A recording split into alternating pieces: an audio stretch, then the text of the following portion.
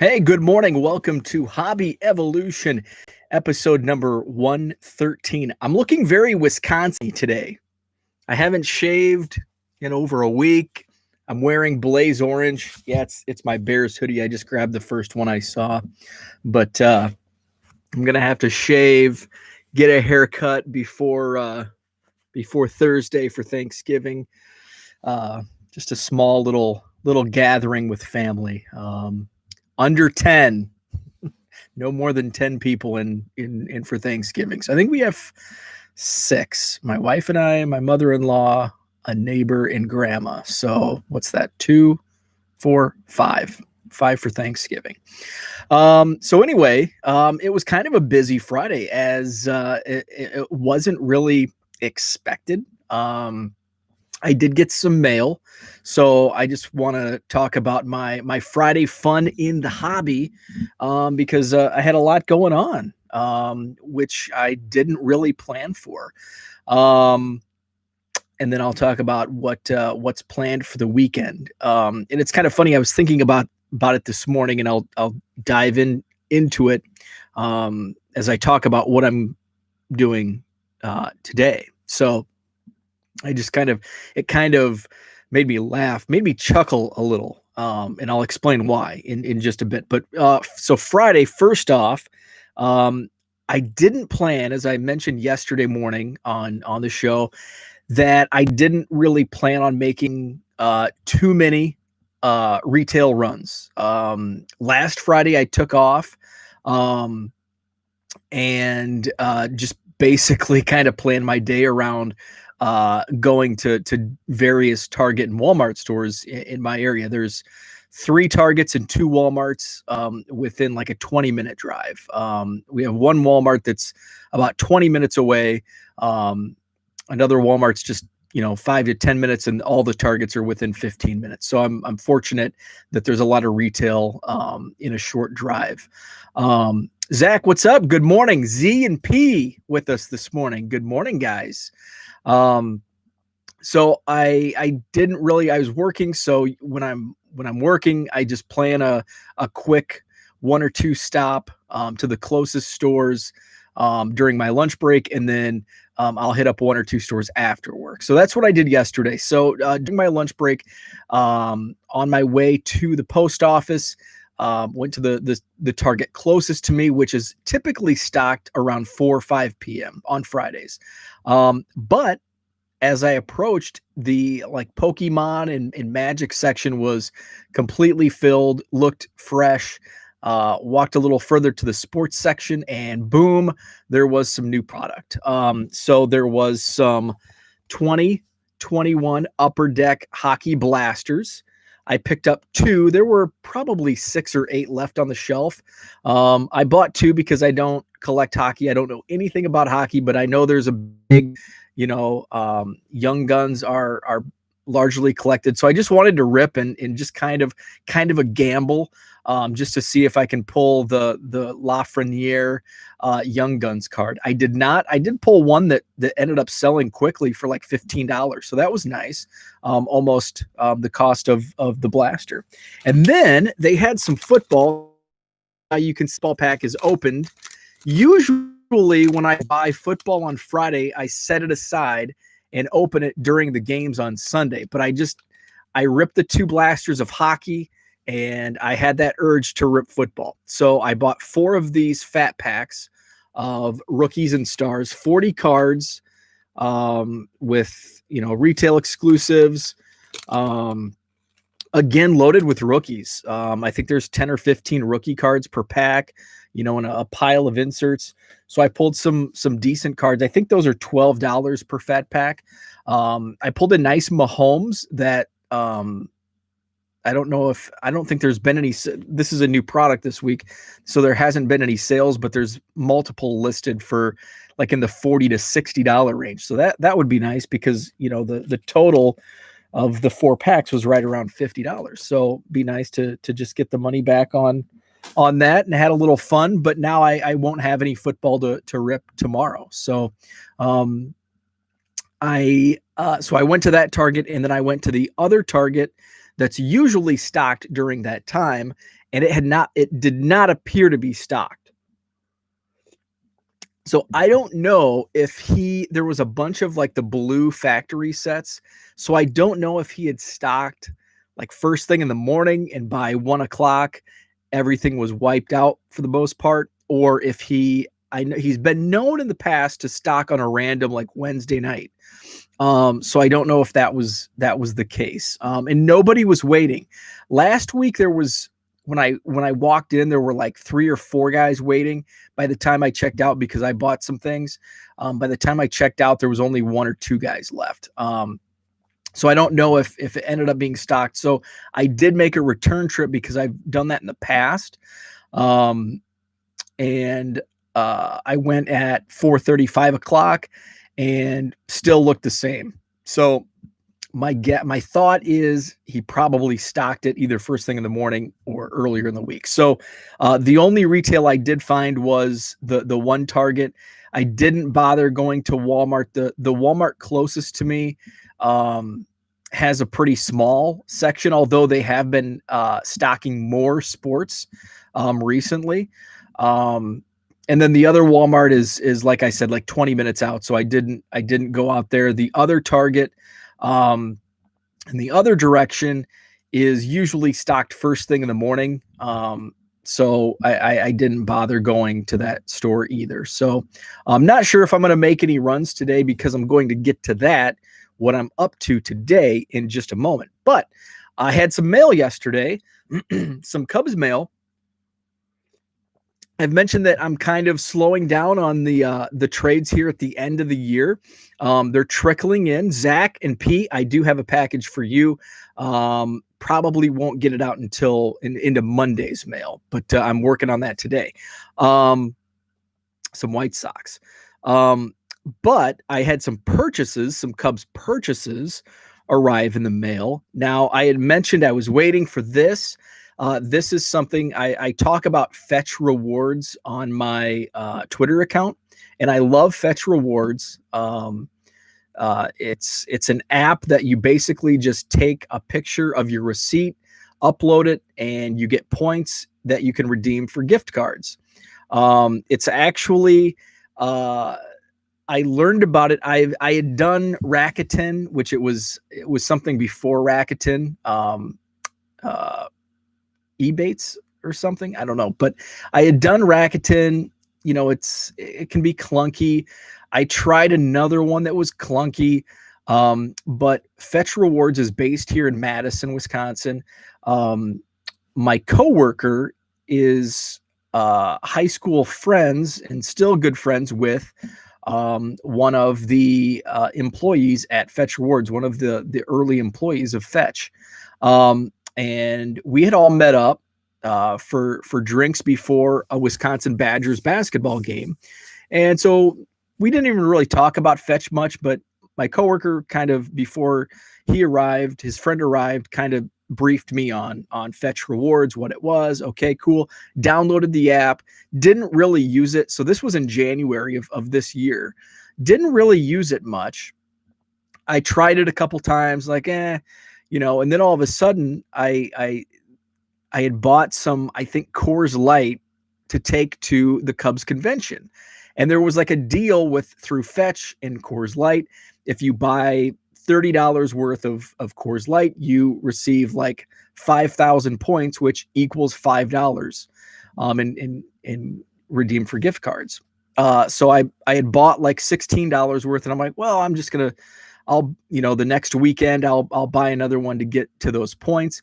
It's like, hey, that was an easy $5.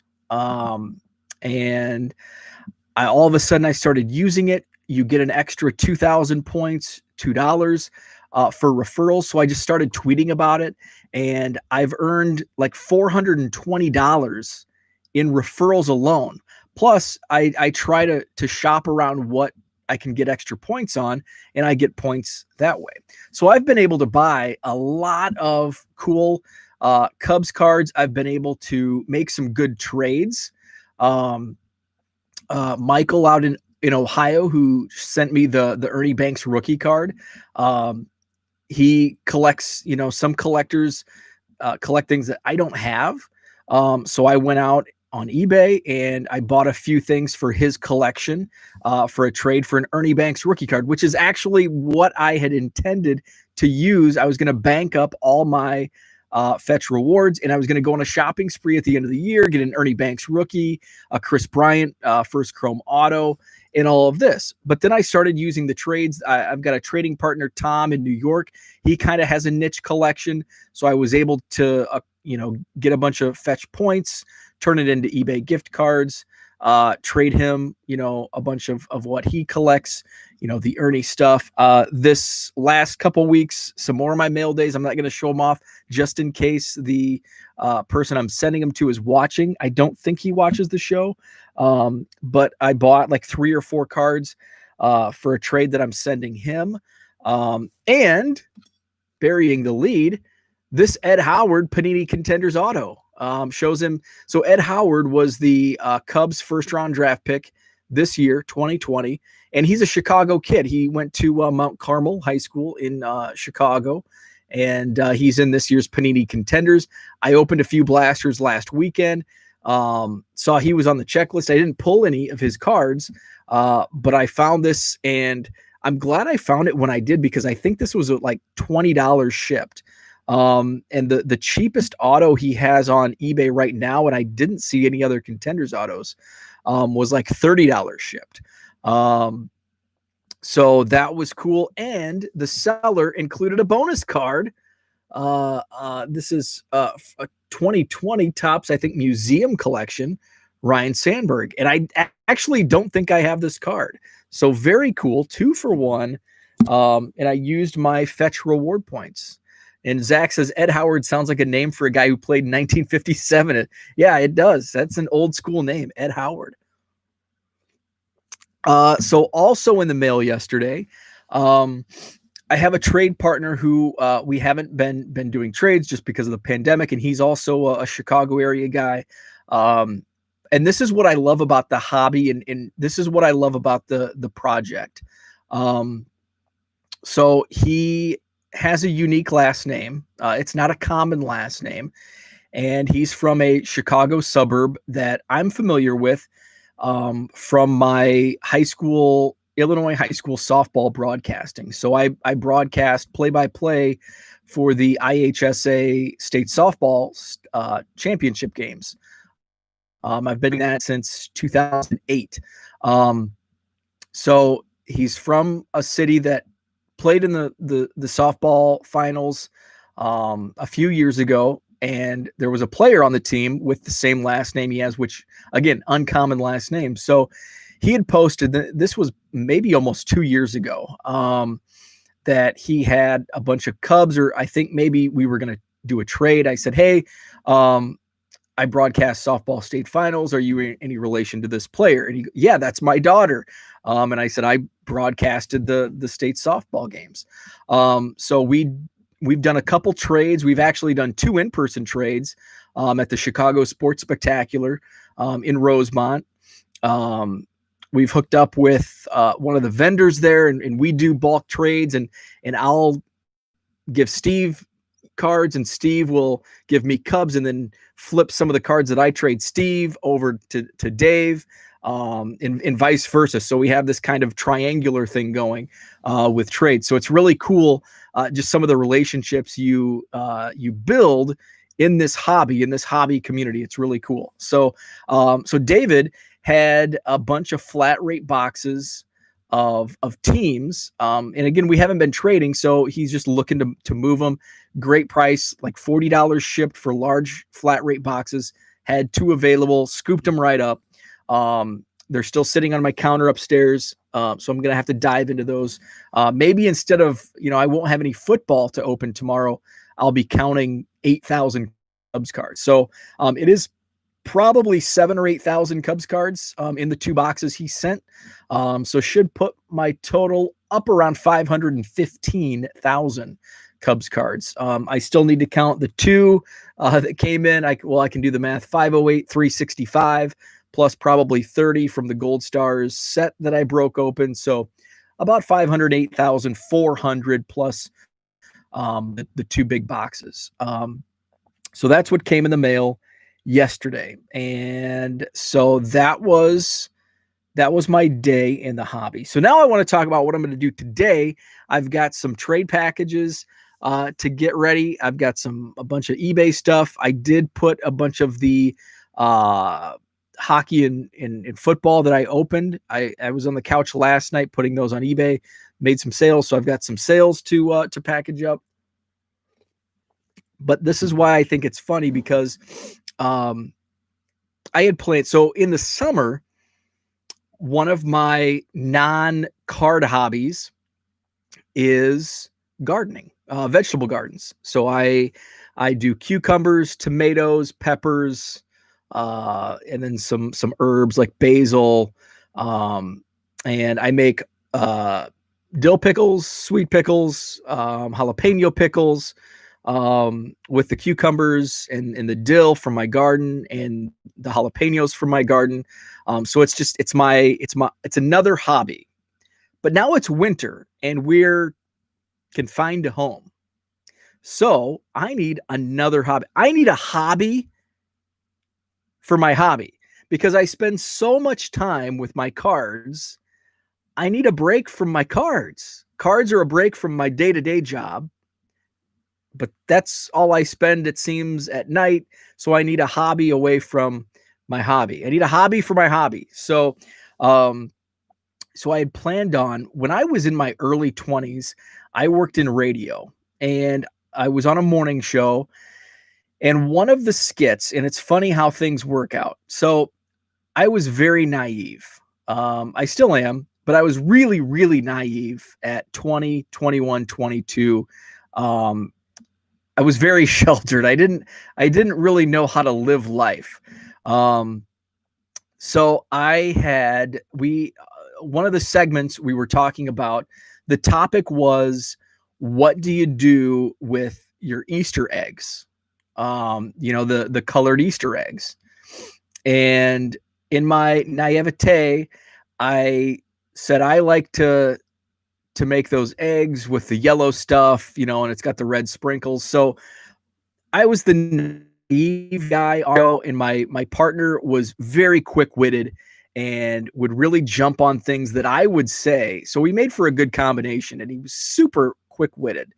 So he jumped right on that, the yellow stuff with the red sprinkles. And I couldn't remember the name of deviled eggs. And so I was just I was trying to get my point across, forgetting the name deviled eggs. So, and people really got a kick out of, me not knowing what a deviled egg was, even though I did. I just forgot the name. Chris, my partner, jumped right on and was giving me crap for calling deviled eggs the yellowed eggs with red sprinkles. Somebody called in and said, you should, for next week's show, next Friday or whatever, gave me 2 days to prepare, and I had to make deviled eggs. So I did. So it was so we made a skit from a skit, and the skit was, I have to make these deviled eggs, and then I explained what I'm doing. And again, I don't know names of kitchen utensils, so I'm butchering. I'm not measuring things. I didn't follow directions well, and it became a hit. And it turned into a weekly program called Cooking with Bo, and it was hugely popular. Every time I post a picture of food on my Facebook feed, I usually get 2 or 3 comments mentioning Cooking with Bo, and this has been 15 years since Cooking with Bo. So most of and we did Cooking with Bo for probably 2 years, probably like 2004 to 2006. And so one of the recipes was apple pie.